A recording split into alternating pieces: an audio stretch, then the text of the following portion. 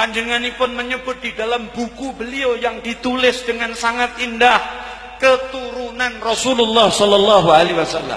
Beliau menyebut para habaib adalah pewaris dzatiyah Rasulullah sallallahu alaihi wasallam. Mereka adalah memiliki fadilah dzatiyah, keutamaan yang utamanya bukan aradhi tapi dzatiyah, karena diri beliau, karena diri mereka itu ada membawa sesuatu yang dibawa, yang diwariskan oleh Rasulullah sallallahu alaihi wasallam. Bahwa mereka keturunan Rasulullah itu memiliki zatiyah, satu potong kit'ah dari sisi Rasulullah sallallahu alaihi wasallam, yang kita Ahlus Sunnah wal Jamaah yakin kebenaran hal itu, karena Rasulullah dawuh wonten ing pinten-pinten hadis ingkang sangat mu'tamad kesahihanipun.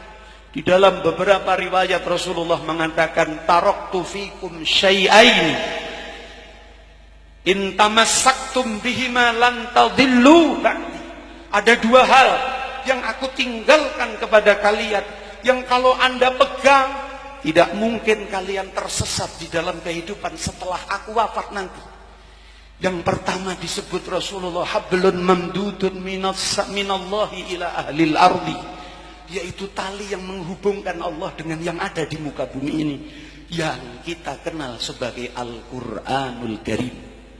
Dan yang kedua adalah itrati ahli baiti, itrati ala baiti, yaitu keturunan-keturunanku, yang Rasulullah sallallahu alaihi wasallam menyebut dalam hadis tersebut, wa huwa shadiqul masduq la yantiqu 'anil hawa. Pasti benar yang beliau sampaikan, tidak mungkin salah. Beliau mengatakan la yatafarraqa hatta yarida 'alayyal haud.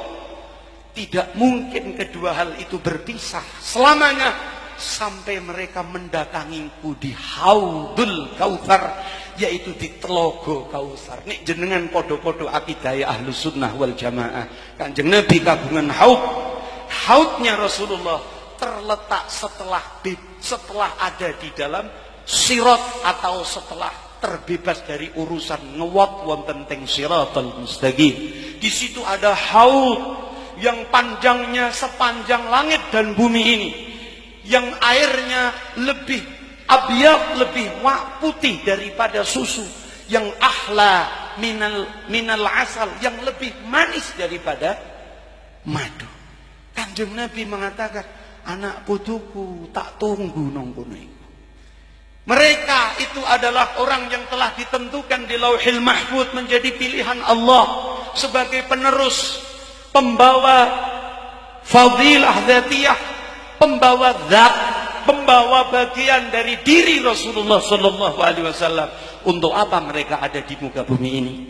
Rasulullah mengatakan, an-nujumu amanun li ahli sama. Kalau engkau melihat ada bintang di atas itu sebagai keamanan bagi alam-alam yang ada di atas langit sana. Wa ahlu baiti amanun li ahlil ardi minal khilaf. Dan kalau ingin tahu keamanan dunia ini, dipegang dan dijabat oleh para dzurriyyah Kanjeng Nabi Muhammad sallallahu alaihi wasallam. Ini masyrabnya Mbah Hasyim Asy'ari. Jenengan bika bahkan di dalam kitabnya Kiai Mustamar yang dari Malang, di situ ada beberapa pepenget saking Mbah Hasyim Asy'ari tentang siapa itu Ahlus Sunnah wal Jamaah. Beliau merumuskan tentang muttafiqul ara, bahwa orang-orang Islam di Jawa ini sepakat dalam satu pendapat. Di antara yang disepakati dalam urusan teologi, kata Mbah Hasyim Asy'ari, kata dalam urusan bab keyakinan akidah, mengikuti madhabnya Imam Asy'ari. Kalau mengikuti dalam madhahibil arba'ah, salah satu yang dipilih daripada wong-wong Jawa niki adalah madhabnya Imam Syafi'i. Kalau di dalam urusan ketasawufan, mengikuti Imam Ghazali, Imam Syadili. Dan lalu Imam Mbah Yai Hasyim Asy'ari mengatakan, mereka sepakat pendapat di dalam mahabbah kepada ahli baiti Rasulullah sallallahu alaihi wasallam wal auliya was solihin. Kitab piyambak kitabe, di situ Mbah Hasyim Asy'ari menyebutkan cinta kepada ahlu baiti Rasulullah di nomor satu, baru kemudian aulia, baru kemudian orang-orang soleh. Karena Mbah Hasyim Asy'ari tahu Karena pencapaian yang dicapai para aulia, para ulama, selain mereka para ulama, para aulia, maaf, para ulama, para aulia memiliki kemuliaan sebagai kemuliaan yang arodian, sing anyar teko, sing asale ora ono, dadi ono, mungkin pun suatu ketika bakal hilang dari diri mereka. Ilmu mereka berawal dari tidak tahu apa-apa. Lalu beliau belajar menjadi alim. Beliau mulia karena alimnya itu arodiyah. Tapi duriyah Kanjeng Nabi wiwit lahir cepret, beliau sudah memiliki warisan yang dibawa yang bernama dzatiyah, diri beliau ini. Allahumma sholli ala Muhammad. Hati-hati kalau sekarang NU dibenturkan dengan bahasa. Hati-hati ojo ngrembug Habib ndak dikira Syiah. Hati-hati kalau kita berguru dengan para habaib dikira Syiah. Kalau Anda mengatakan dikira Syiah, maka bagaimana Anda bisa aman kehidupan ini? Karena pejabat daripada keamanan ini dipegang para habaib kita. Kalau NU belajar untuk memusuhi para habaib, kata Mbah Yai Maimun Zubair, pernah disampaikan di majelisnya Habib Syekh bin Abdul Qadir As-Segaf, saya dengar langsung. Beliau mengatakan, lihatlah negara-negara yang pernah ditaklukkan Islam di zaman Umayyah, bahkan di zaman-zaman setelahnya, karena mereka tidak satupun menyisakan ahlul bait, para habaib di negara itu, maka hancur negara itu, tidak ada Islam sama sekali sampai sekarang. Tapi Indonesia ini dibawa wali 9, di mana wali 9 para ahlu bait Rasulullah sallallahu alaihi wasallam. Lalu ahlu 9 mengokohkan akidahnya, diterima pula oleh Mbah Hasyim Asy'ari lewat jalur keilmuannya. Sampai sekarang orang NU wajib cinta kepada ahlu bait Rasulullah sallallahu alaihi wasallam. Panjenengan bika wonten teng Al-Manhajus Sawi, panjenenganipun Ibnu Hajar Al-Haytami, tokoh di dalam urusan madhab Syafi'i. Ketika beliau ditanya, wahai Ibnu Hajar, kalau saya ketemu ada satu rombongan, di situ ada Habib yang masih kecil, lalu banyak agabirul ulama, wali-wali ulama besar di tempat itu, siapa yang aku dahului untuk menyalami mereka?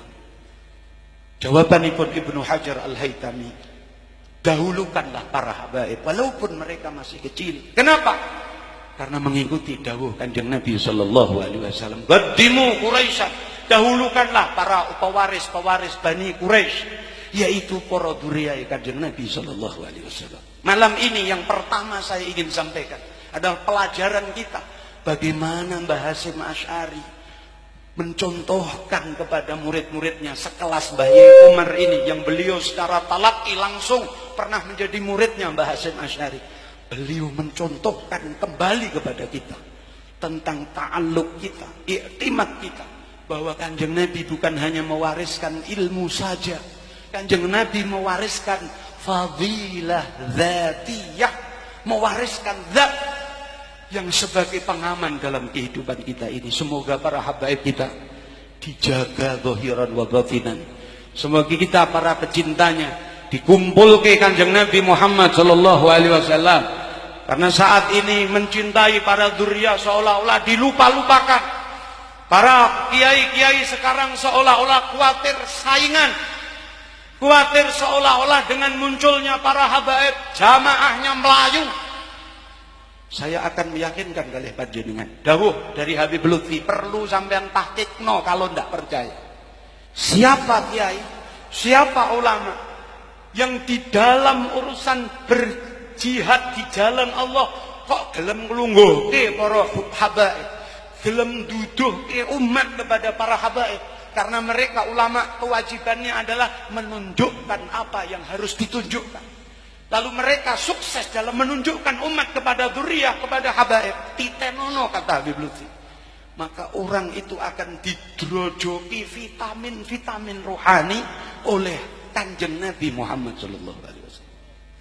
Saya wasiatkan kepada pribadi saya, termasuk apa yang saya temukan di malam ini. Jenengan sing gadah jamaah masih wong telung glintir sing nomor papate jenrate tok.